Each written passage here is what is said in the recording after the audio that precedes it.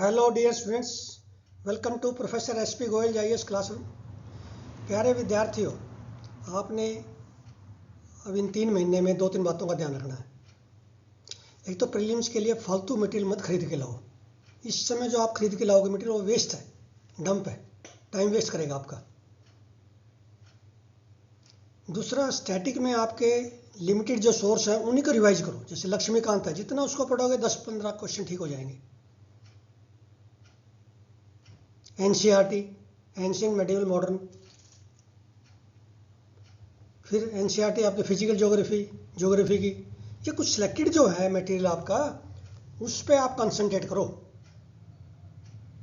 दूसरा, India year book अब मार्च में नई आ जाएगी, 1 मार्च को, उसको आपने पढ़ना है। उसको मैं भी जो है मॉक टेस्ट दूंगा। फिर आपने अननेसेसरी के मॉक टेस्ट, चाहे वो फ्री हों, उनको मत लो। आप बहुत ही मेटिकुलस किसी ने प्लान किए हैं, बनाए हैं क्वेश्चंस, वो ही लो। जैसे मैं आपको 10 क्वेश्चन मॉक टेस्ट लेके आऊँगा फुल लेंथ, वो आपको मैं कॉम्प्लीमेंट्री भेजूंगा। इतनी मेहनत हुई है उनमें, 6 महीने की मेहनत है मेरी। वो करोगे तब आपको लगेगा हाँ मेरा कहाँ पे वीकनेस है, तब स्ट्रेंथ का और वीकनेस का पता चलेगा। इस तरह से चलो कि हमने जो है कोई कसर नहीं छोड़नी। हमारा टारगेट है प्रीलिम को पास करके मेन में बैठना, बस नंबर 1 यही है। अब तो बस 3 महीने क्या, प्रीलिम को पास करके मेन में बैठना है बस। रोज़ सीसेट की तैयारी करो, डेली प्रैक्टिस करो, फालतू मटेरियल बिल्कुल ना पढ़ो, उसमें से नहीं आएगा। कोई मैगजीन मत पढ़ो। जब मैंने आपको पीडीएफ दे दी सारी 2 न्यूज़पेपर से, हिंदू और इंडियन एक्सप्रेस से, वो है ही नहीं कहीं पे भी। अब आपके पास क्या है, स्टैटिक सबके पास है, लक्ष्मीकांत सबके पास है, उसमें से पता है 10-12 क्वेश्चन आराम से हो जाएंगे। लेकिन आपके पास हिंदू और इंडियन एक्सप्रेस की न्यूज़ तो है, लेकिन ये नहीं पता उसमें से क्वेश्चन क्या आएगा। 40 क्वेश्चन के करीब आते हैं करंट अफेयर में। और ये जरूर है कि हमारे जो पीडीएफ है, जब जियो साइंटिस्ट के एग्जाम में 30 क्वेश्चन आ गए 55 में से, 55 के GS1 के, GS है उनका 55 का था, 55 क्वेश्चन थे, जिसमें 30 क्वेश्चन आ गए, तो इसका मतलब हमारा तो लिटमस टेस्ट हो गया, हम तो पास हैं। हमारे 25 क्वेश्चन तो पूरी उम्मीद है, लेकिन 20 भी आ जाए तो 40 नंबर बनेंगे, और क्या चाहिए। सिर्फ फर्क पड़ेगा करंट में, क्योंकि स्टैटिक सबके पास सेम मटेरियल है। एनसीईआरटी भी है, लक्ष्मीकांत भी है, शंकर आईएएस भी है, एनवायरनमेंट की सेम है सबके पास। जो क्रिटिकली पड़ेगा उसके ज़्यादा आ जाएंगे उसमें। और बहुत सारे बच्चे, 90% बच्चे ज़्यादा स्टैटिक पर डिपेंड करते हैं। करंट तो ये सोचते हैं आ गया तो ठीक है, 5-10 क्वेश्चन कर ही लेंगे। भाई आपने 25 क्वेश्चन से नीचे नहीं करने करंट के, बिल्कुल एक्यूरेट करने हैं पीडीएफ के माध्यम से। और आपने देख लिया, जो मेरा क्वेश्चन जो मैं बनाता हूँ 4 घंटे एनालिसिस करके 2 न्यूज़पेपर का, वो जो क्वेश्चन बनाता हूँ वो वैसे एग्जामिनर बनाएगा। और एग्जामिनर कहाँ से लाएगा आप बताइए। एग्जामिनर हमेशा न्यूज़पेपर को कंसल्ट करेगा, ये मान के चलो, कंफर्म है।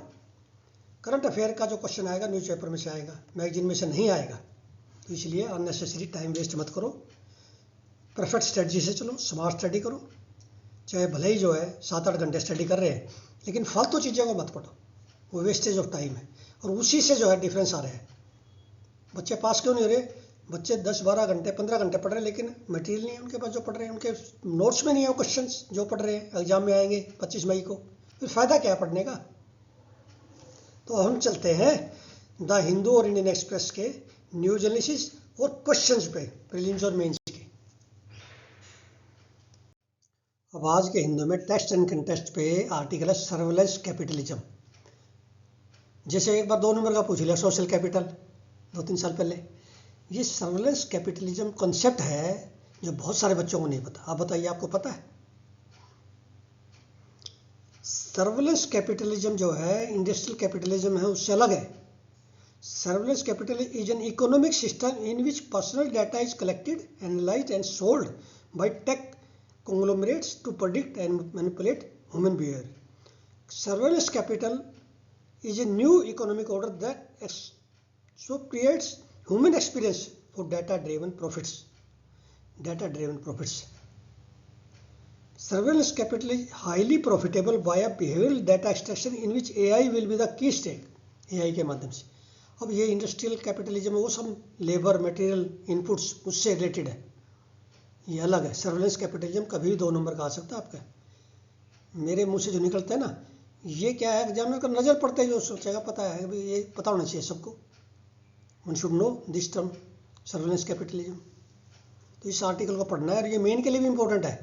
What is surveillance capitalism, how it is different from industrial capitalism और ट्रेड कैपिटलिज्म जो भी है, ठीक है, और इसके चैलेंजेस क्या है रेगुलेशन में। तो ये पूरा 10 नंबर का क्वेश्चन बनता है जो कि आमतौर पे बच्चे इसको नहीं कर पाएंगे मेन में, ये ऐसा क्वेश्चन है अनकन्वेंशनल। तो इससे आपने नोट्स बनाने। अब ये हिंदू में साइंस पेज पे आता है, डिजिटल कॉपी में, ऑनलाइन जो कॉपी आती है ना उसमें ये साइंस पेज आता है लास्ट में, और 2-3 क्वेश्चन रोज देता हूँ मैं इसमें से आपको। अब इस स्पेस का है, स्पेस के आपके 2 क्वेश्चन जरूर आएंगे, मेरी बात को याद रखना। 25 मई को 2 क्वेश्चन आएंगे। अब इसमें तो ये बताया गया स्पेस एस्ट्रोनॉट्स जो है ना जो स्पेस में जाएंगे, they are expose to high energy radiation, जिससे कि DNA डैमेज हो जाए, कैंसर का रिस्क बढ़ जाता है, ठीक है ना, लो बोन मीन डेंसिटी हो जाती है। तो कई जो है डिसऑर्डर्स बनते हैं जो एस्ट्रोनॉट्स है, और जो ज़्यादा ऊंचाई पर जाते हैं उनको जो है फिजियोलॉजिकल चेंजेस ज़्यादा आते हैं, डिसऑर्डर ज़्यादा आते हैं, BP की प्रॉब्लम आ गई। तो स्पेस ट्रैवल जो है इटसेल्फ जो है इसमें इनको जो एस्ट्रोनॉट्स हैं ये प्रॉब्लम आती है, ये बताया गया है। न्यूरोजेनेटिव डिजेनेटिव इफेक्ट्स आते हैं, इम्यून सिस्टम इफेक्ट होता है, ठीक है ना। अब ये इंडियन एक्सप्रेस में आर्टिकल देखिए, पहले टेबल देखिए, इंडियाज इंपोर्ट फ्रॉम UK, वो हमारा $5 बिलियन के करीब है, $5.5 बिलियन, और वो 9 से ऊपर है। तो इसका मतलब हम जो है सरप्लस है, ट्रेड सरप्लस है, ट्रेड डेफिसिट नहीं है। एक्सपोर्ट ज़्यादा कर रहे हैं UK को, इंपोर्ट कम है, ठीक है। तो इसमें जो है अब ये है इंडिया नेगोशिएट कर रहा है क्या क्या 3 डिफरेंट जो है फ्रंट्स पे कर रहा है। एक तो हमारा फ्री ट्रेड एग्रीमेंट होने वाला है UK के साथ, हुआ नहीं है अभी, याद रखना। दूसरा बाईलेटरल इन्वेस्टमेंट ट्रीटी, और तीसरा डबल कंट्रीब्यूशन कन्वेंशन एग्रीमेंट। ये 3 एग्रीमेंट होने हैं, साइड पैरेलल चल रहे हैं, ठीक है। और हमारा जो है इंडिया का सोशल सिक्योरिटी एग्रीमेंट नहीं है UK के साथ, और बहुत सारे कंट्री के साथ आप पूछ लेते हैं इंडिया का किस किस कंट्री के साथ सोशल सिक्योरिटी एग्रीमेंट है। Belgium, Germany, Switzerland, France, Denmark, South Korea, Netherland, इसके अंदर आर्टिकल में, ठीक है। इस तरह के आर्टिकल आपको पढ़ने चाहिए, इकोनॉमी पेज पे है इंडियन एक्सप्रेस के। अब ये केमिकल फर्टिलाइजर हमारे मेन यूरिया, डाइअमोनियम फास्फेट और म्यूरेट ऑफ पोटाश, 3 है ये, हाई एनालिसिस फर्टिलाइजर कहते हैं क्योंकि इनमें ज़्यादा न्यूट्रिएंट है। अब आपको ये पता होना चाहिए एक तो कि सबसे ज़्यादा कौन सा इस्तेमाल हो रहा है, यूरिया, जिसमें नाइट्रोजन होती है। उसके बाद कौन सा है, उसके बाद है कॉम्प्लेक्स फर्टिलाइजर, और फिर है DAP। पहले DAP का दूसरा नंबर था डाइअमोनियम फास्फेट। अब आपको ये पता होना चाहिए यूरिया का जो ना क्या रोल है प्लांट्स में, हमारी फूड सिक्योरिटी में। समझ लीजिए, यूरिया नाइट्रोजन देता है, प्लांट की ग्रोथ को बढ़ाता है, क्लोरोफिल का पार्ट है नाइट्रोजन, इसलिए ग्रीन जो कलर नज़र आ रहा है यूरिया की वजह से नज़र आता है, ग्रोथ होती है, शूट्स निकलती है। डाइअमोनियम फास्फेट, इसमें नाइट्रोजन भी है, फास्फोरस, नाइट्रोजन तो मैंने बता दिया किसके लिए इस्तेमाल होता है, फास्फोरस जो है रूट डेवलपमेंट करती है। वो डाइअमोनियम फास्फेट कभी भी स्प्रे नहीं होता, याद रखना, हमेशा जो है सोइंग के समय डालना पड़ता है, ताकि ये इमोबाइल है, यूरिया मोबाइल है एलिमेंट, DAP फास्फोरस इमोबाइल है। पोटाश जो है पौधे की क्वालिटी बढ़ाता है, ग्रीन की चमक देता है ग्रीन को। दूसरा डिजीज और पेस्ट के प्रति रेजिस्टेंस क्रिएट करता है, लॉजिंग नहीं होने देता, गिरता नहीं है। जैसे नाइट्रोजन ज़्यादा डालेंगे गिर जाता प्लांट, पोटाश गिरने नहीं देता, ड्राउट को रेजिस्टेंस टॉलरेट करता है। तो ये इनके आपको पता होना चाहिए, ठीक है ना। अब ये आपको पता चले, अब नाइट्रोजन में यूरिया में बताया मैंने 46% नाइट्रोजन, DAP में डाइअमोनियम फास्फेट जो है इसमें 18% नाइट्रोजन है और 46% फास्फोरस है। इसको कंपाउंड फर्टिलाइजर कहते हैं, और नाइट्रोजन यूरिया कहते हैं स्टेट फर्टिलाइजर, सिर्फ एक ही न्यूट्रिएंट है। DAP में 2 है। ऐसे सिंगल सुपर फास्फेट में फास्फोरस भी है, सल्फर भी है। अब सल्फर इसमें लिखा हुआ है, ये सारा पढ़ना आप आगे। सल्फर ऑयल सीड क्रॉप में काम आता है। ऑयल सीड क्रॉप में यदि आपने ऑयल सीड की ऑयल बनाना है तो सल्फर डालना पड़ेगा प्लांट्स में, फील्ड में। क्यों? क्योंकि बहुत सारे अमाइनो एसिड्स हैं जो सल्फर कंटेनिंग अमाइनो एसिड्स है ऑयल में। ऑयल नहीं बढ़ेगा, सल्फर नहीं होगा तो ग्रीन में। तो ऑयल सीड में पूछ लेते हैं कई बार कि ये आपको सल्फर जो है सल्फर डालना जरूरी है, और वो हम डाल सकते हैं सिंगल सुपर फास्फेट या कैल्शियम सल्फेट। एक जिप्सम आता है जो एल्कली सॉइल्स को रिक्लेम करता है, उससे भी पूर्ति हो जाती है सल्फर की सॉइल में।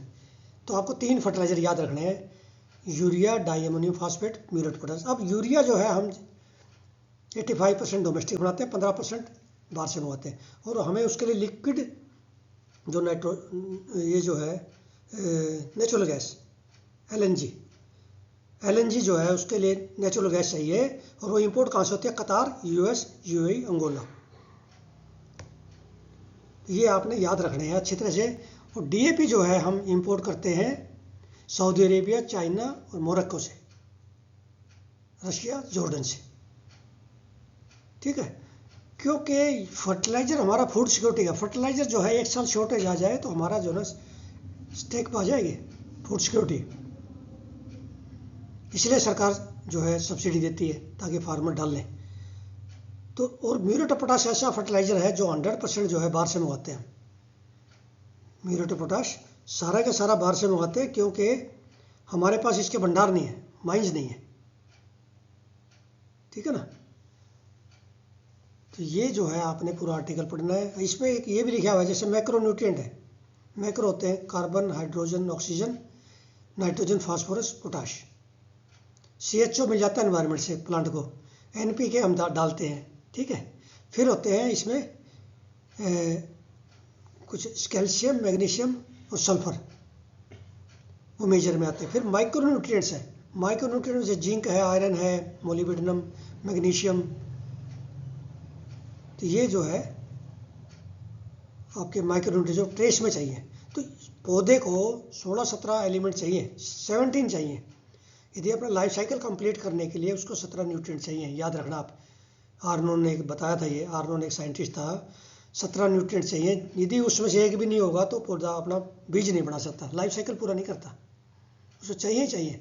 अब इसमें ये बताया गया है कि एक फर्टिलाइजर आता है ammonium phosphate sulphate, ammonium phosphate sulphate.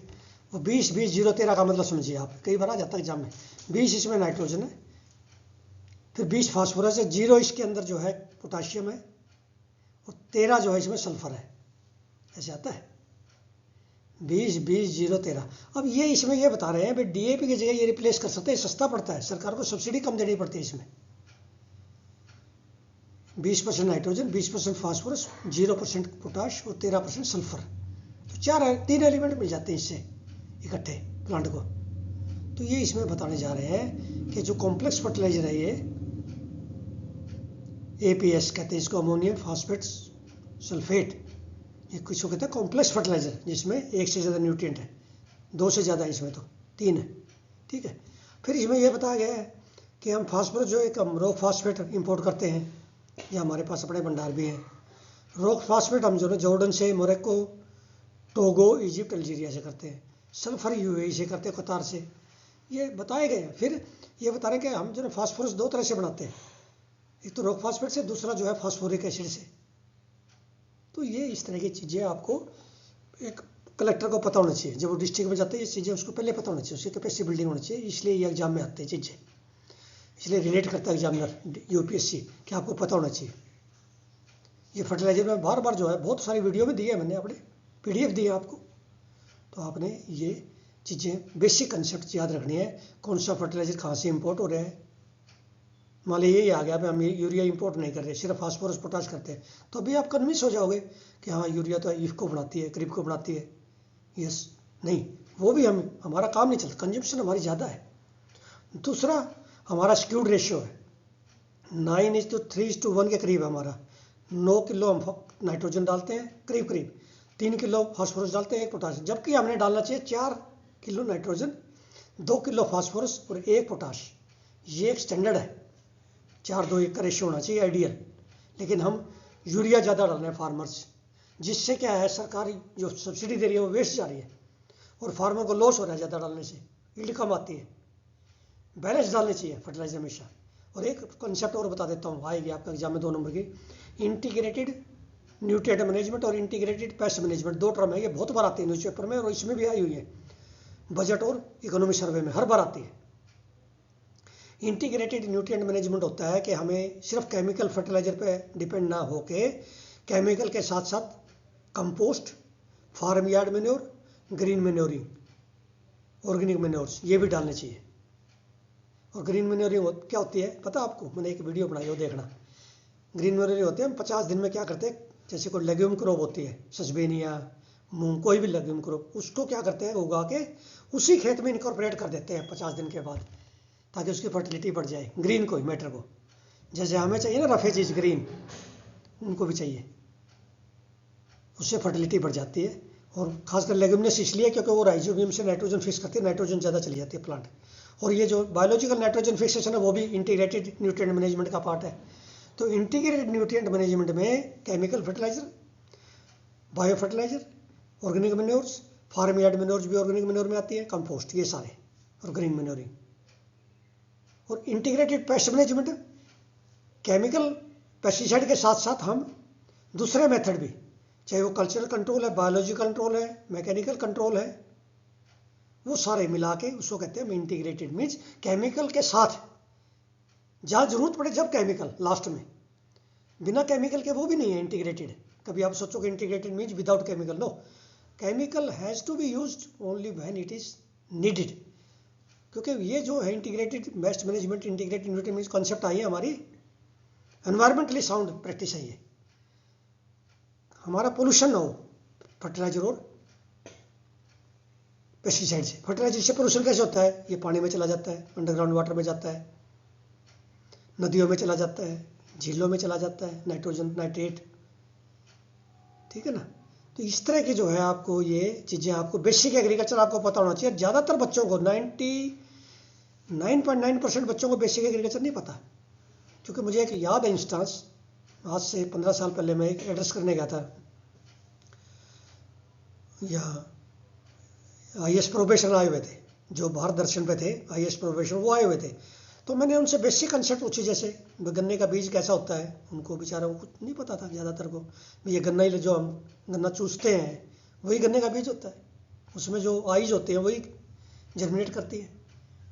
तो बेसिक कंसेप्ट उन्होंने ये था, उनकी रिक्वेस्ट आई थी कि आप बेसिक एग्रीकल्चर हमें बताओ, ताकि हम जब कलेक्टर बनेंगे हमें ये काम आएगा हमेशा IAS में।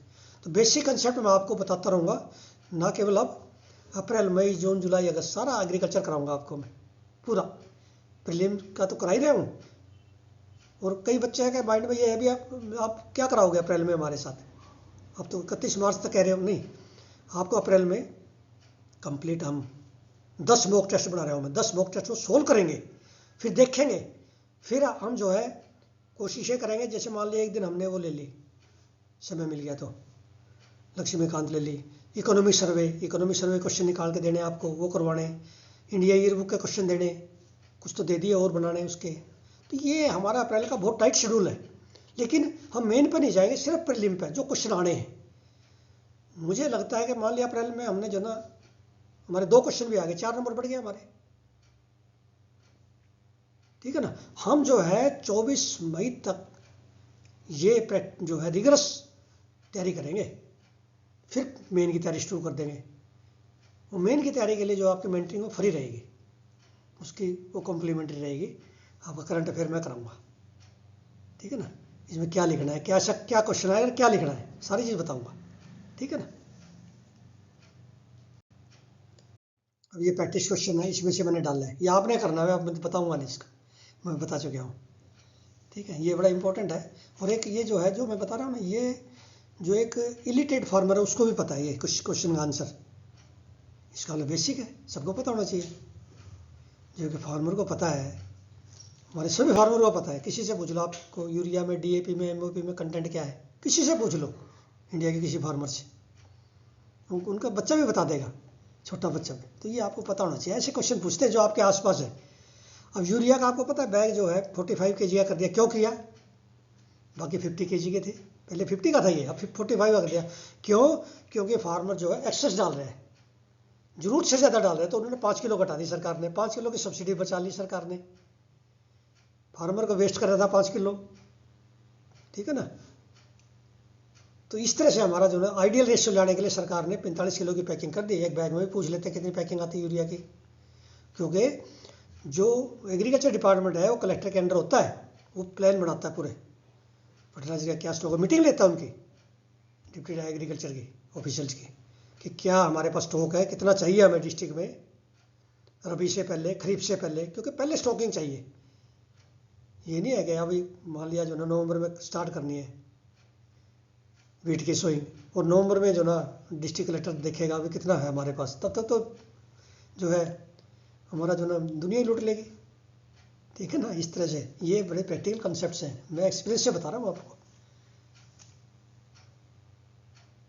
ये इंटरनेट शट डाउन ये हाईएस्ट है 2024 में इंडिया में,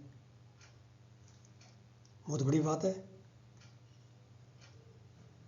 ठीक है ना, तो ये आपको पता होना चाहिए कि एसएस नाउ ये कोई संस्था है, it release internet shut down keep it on report 2024। ये रिपोर्ट पूछ लेंगे आपसे 2 नंबर के। ये मैं कहता हूँ ऐसे क्वेश्चन कोई नहीं करता, ना मैगजीन में आते ये इस तरह के क्वेश्चन जो हटके होता है, थोड़ा अनकन्वेंशनल देता है एग्जामिनर। ठीक है ना, ये आपको इसलिए मैं ये लेके आया हूँ कि हाईएस्ट शटडाउन्स जो है ऑल्सो रिपोर्टेड फ्रॉम म्यांमार, हाँ नहीं हाईएस्ट है, इसमें लिखा है म्यांमार में हाईएस्ट शटडाउन म्यांमार में, फॉलोड बाय इंडिया। म्यांमार में 85 टाइम हुआ है, इंडिया में 84 हुआ है, पाकिस्तान में 21। ठीक है ना, तो ये इस तरह से आपने अच्छी तरह से करना है इसको। अब मैं बिग शॉट में रोजाना एक क्वेश्चन लेके आता हूँ, लास्ट होता ही है डिजिटल कॉपी में। अब ये आप टर्म आई है कि मुझे भी नहीं पता था इसका, मैसनी जैगोवेजनी, ये ऑर्थोडॉक्स क्रिश्चियन हॉलीडे है, it marks beginning of Easter fasting. ये बल्गेरिया में मनाया जा रहा है, उसकी फ़ोटो आई है, पिक्चर आई है, तो हमने उसको निकाल लिया। तो ऐसी चीज़ें पूछ लेते कई बार कल्चर में। ठीक है ना, ये फायर रिचुअल इसको कहते हैं, फायर रिचुअल, जिससे एविल स्पिरिट्स भागती हैं, ऐसे कहते हैं वो। ठीक है, नियर सोफिया, सोफिया तो इसकी कैपिटल आई थिंक बल्गेरिया की। अब ये यूएन पीस कीपर्स कॉन्फ्रेंस हो रही है 2 दिन की, UN peace keepers conference, conference for women's peace keepers from global south. ठीक है ना, कहाँ पे हो रही है? न्यू दिल्ली में। और ये इवेंट है, it marking the 25 anniversary of adoption of UN security council resolution 1325 on women peace and security, उस पर ये हो रही है। तो इसमें अब ये आ रहा है कि हमने जो है अब हमारी जो है 150 से ज़्यादा वुमेन पीस कीपर्स डिप्लॉयड है 6 क्रिटिकल मिशंस पे। कहाँ पे? कोंगो में, DRC Congo, then South Sudan, Lebanon, Golan Heights, Western Sahara and Abyei. अब एबी देखना ये कहाँ पे है, you have to see in the map. Abyei is a new location for you. तो ये हमारी जो है वुमेन पीस कीपर्स यहाँ पे है, आपको लोकेशंस पता होने चाहिए, कभी भी ये क्वेश्चन आ सकता है। ठीक है, तो इसमें आपने इसको अच्छे तरह से इस आर्टिकल को पढ़ना है। अब ये टेक्सटाइल इंडस्ट्री पे है, what is the current status of textile sector of India, what are the challenges associated to its development. क्योंकि मैन मेड फाइबर आया ना, उसके बाद से जब से सिंथेटिक फाइबर आया है तो ये सेक्टर पे बड़ा जो है क्वेश्चन मार्क आ गया। और ये हमारा जो है एम्प्लॉयमेंट जनरेटिंग सेक्टर है बहुत बड़ा। तो इसमें क्या चैलेंज है? फिर suggest measures to promote textile sector in India, और बाहर का भी पता होना चाहिए। Suggest measures to promote textile sector, textile sector आता है तो इंडिया का और एक्सपोर्ट का भी दोनों लिखने आपने। तो ये क्वेश्चन आप कभी भी बना लो इसको अच्छी तरह से। और भी आर्टिकल इसमें पहले टेक्सटाइल पर आए हैं उनसे, ताकि हमारा जो है ये कभी भी आ सकता है। इंडस्ट्री पे क्वेश्चन आता है, स्टील सेक्टर पर आ गया, टेक्सटाइल पर आ गया, ये बड़े इंपॉर्टेंट। शुगर इनके अपने चैलेंजेस हैं सेक्टर्स के, और ये एम्प्लॉयमेंट ओरिएंटेड है। ठीक है ना, तो अब आपने क्या है कि एक तो माइंड से जो है स्ट्रेस निकाल दो 3 महीने में। मैं बच्चों से टेलीफोन करके पूछ रहा था कितना स्ट्रेस है, कई बच्चे कहते थोड़ा सा स्ट्रेस, लेकिन करंट अफेयर्स में नहीं है किसी को भी। क्यों नहीं है? क्योंकि हमने 2 न्यूज़पेपर की PDF के प्रिंट ले लिए और उसको याद कर रहे हैं। सारे बच्चे बिल्कुल तैयार हैं, जैसे बॉर्डर पे होते ना हमारा फौजी तैयार, ऐसे तैयार है करंट अफेयर में बच्चे। सिर्फ उन्होंने अब रिवीजन करना है। अब आपने मान लिया आज ये कोर्स खरीद लिया, तो आपने क्या करना है, PDF का प्रिंट ले लो। 300 क्वेश्चन है करीब हर महीने में, 3,000 साढ़े 3,000 क्वेश्चन है, उनको याद कर लो, आपके 25 क्वेश्चन ठीक हो जाएंगे। सिंपल सी बात है, ख़त्म करो इसको प्रीलिम्स को। इसकी टेंशन ख़त्म करो। आपके 25 क्वेश्चन ठीक हो गए तो आप पास हो गए। स्टैटिक में आपका लक्ष्मीकांत आपकी तैयार है, एनसीईआरटी तैयार है, फिर क्या रह गया? उसकी सीसेट की प्रैक्टिस कर लो रोज़। सिर्फ आपको प्रॉब्लम आ सकती है तो करंट में जब आपके पास पीडीएफ है तो वो प्रॉब्लम मैंने ख़त्म कर दी। ये समझ ली रोज़ 4 घंटे अखबार पढ़ लिया आपने, ये मान के चलो, पीडीएफ कर दे दो मेरी, याद कर दो उनको बस। वो प्रीलिम में फिर ये आप याद करोगे, मेन में भी काम आएंगे वो क्वेश्चन लिखने में। कम से कम 10 क्वेश्चन उन पीडीएफ में से आएंगे, कम से कम 10 क्वेश्चन। 100 नंबर का तो मान के चलोगे, 100 नंबर का तो उसमें छुपा हुआ है पीडीएफ में, मेन का भी। और प्रीलिम का जो ना 50 नंबर का छुपा हुआ है। आपने जियो साइंटिस्ट एग्जाम में देख लिया, हमारे 30 क्वेश्चन आ गए 55 में से पीडीएफ से। क्यों? क्योंकि एग्जाम हमने थोरोली किया है, वो एक भी क्वेश्चन नहीं छोड़ा, हर क्वेश्चन को उसमें से एक्सट्रैक्ट कर लिया, निकाल लाए। कितना छोटा था, बड़ा क्वेश्चन था। 300 क्वेश्चन याद कर दो। और आपको क्या है, मान लिया आप मैगजीन करोगे, 1500 पेज तैयार करोगे, क्वेश्चन आएंगे 2 या 3 मुश्किल से, और इसमें आपके 25 क्वेश्चन आ गए, 20 भी आ गए, मान लिया 40 नंबर हो गए पक्के। और कुछ पेज है सारे 700-800, आधा समय लगेगा और नंबर जो है ना कई गुना बढ़ेंगे आपके। तो इस जो मेरा कोर्स है करंट अफेयर एसेंशियल, इसकी जो benefit cost ratio is very high. 1 रुपया लगा के समझो क्या जो लाखों रुपए का फायदा हो जाए। तो ये मेरा जो कोर्स है ये कॉमर्शियल नहीं है, ये मैं बच्चों की हेल्प करने के लिए, उनको मॉनिटरिंग करने के लिए, मेंटरिंग करने के लिए। एक जो है आम बच्चा जो कि बड़े इंस्टीट्यूट में नहीं जा सकता, या बड़े इंस्टीट्यूट में भी चला गया लेकिन उसका जो है करंट अफेयर से फिर भी बेचारा दूर है, तो सभी के लिए ये जो है, चाहे सेल्फ स्टडी कर रहे हैं चाहे कोचिंग इंस्टीट्यूट में, यदि आपने ग्रिप नहीं है आपके करंट अफेयर्स पे तो आपको 25 मई को बड़ा डर लगेगा। और ग्रिप आएगी, पीडीएफ का प्रिंट ले लो, याद कर दो, 1 महीने का काम है सिर्फ।